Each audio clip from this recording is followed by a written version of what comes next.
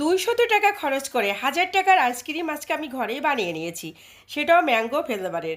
আজকের রেসিপিটা ফলো করলে সামনে কিন্তু ঈদ আসছে, তো এই ঈদে এই টাইপের আইসক্রিম বানিয়ে নিয়ে পুরো পরিবার সহ যতই হোক আত্মীয় স্বজন সবার সাথে শেয়ার করতে পারবেন। এই আইসক্রিম একদম ঈদটা জমিয়ে খেতে পারবে সব আত্মীয় স্বজন সহ, মাত্র 200 টাকা খরচ করে। সেটা কোথায় কোথায় খরচ করছি আমি ভিডিওর মধ্যে বলে দিব। তো দেখেন কতটা পরিমাণ লোভনীয় হয়েছে। এই আইসক্রিম যদি একবার খান দোকানের আইসক্রিমকে বলবে দূরে থাক, এতটাই টেস্টি। তো সরাসরি এইটা রেসিপিতেই যাচ্ছি। একটা কড়াই বসিয়ে দিয়েছি আর এখন দিয়ে দিচ্ছি 1 কেজি আড়ং দুধ। তো 1 কেজি আড়ং দুধ কিন্তু 100 টাকা। তো আমি এখানে দিয়ে দিয়ে মোটামুটি জাল করে নিব। তো জাল করে নিয়ে দুধটাকে একটু টানিয়ে নিয়ে তারপরে এখানে আমি দুই একটা বলক আসার পরে কিছুক্ষণ পরে এখানে আমি অ্যাড করে দিব হচ্ছে কাস্টার্ড পাউডার। তো আমি কোথায় কোথায় কত টাকা খরচ করছি সেটা কিন্তু বলে দেব। তো এখন আমি এখানে একটু দুধ উঠিয়ে রেখেছি আর ওই দুধে 1 চামচ কাস্টার্ড পাউডার দিয়ে দিয়েছি। আর এখানে আমি দিয়ে দিয়েছি মানে হাফ কাপের থেকেও চিনি কম। চিনিটা যে যেরকম পছন্দ করেন সে সেরকম দিবেন। তারপরে সামান্য একটু লবণ দিয়েছি, সামান্য একটু। এটা কিন্তু এটার টেস্টকে বাড়িয়ে দিবে, এই আইসক্রিমের টেস্টকে। যদি পছন্দ হয় দিবেন, নয়তো না। তো মোটামুটি কিন্তু আমি এই যে কাস্টার্ড পাউডার আর দুধের মিশ্রণটা ঘন হয়ে গিয়েছে। তারপরে কিন্তু আমি একটা আমের পাল দিয়ে দিয়েছি।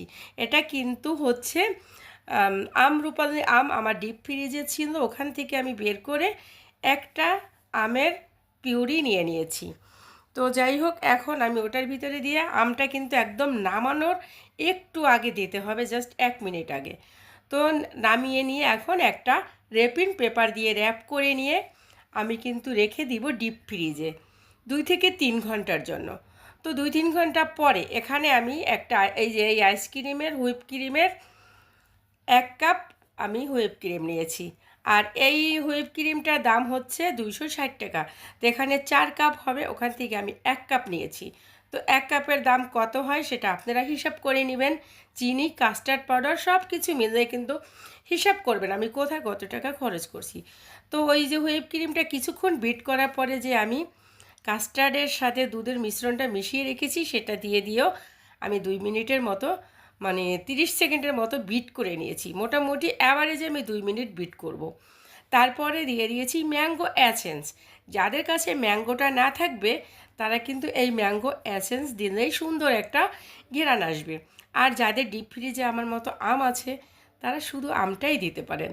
যদি অ্যাসেন্সটা দেন আইসক্রিমের থেকে সুন্দর একটা দোকানের আইসক্রিমের মতো ফ্লেভার আসবে।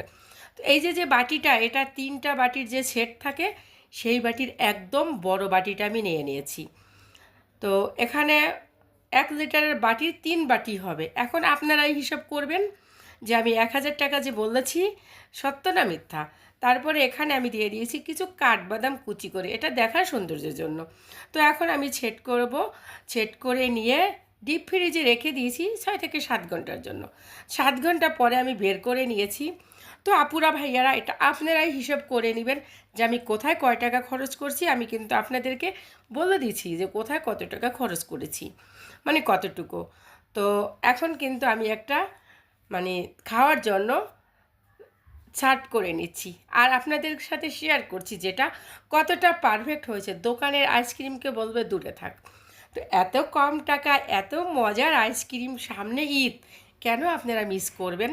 তো এই ঈদকে সামনে রেখে এই টাইপের আইসক্রিম বানিয়ে নিয়ে পুরো পরিবার সহ আত্মীয় স্বজন যতই হোক না কেন এই এক আইসক্রিমে পুরো পার্টি যাবে জমে, পুরো ঈদ জমে জমে। তো আইসক্রিম রেসিপিটা এই পর্যন্তই।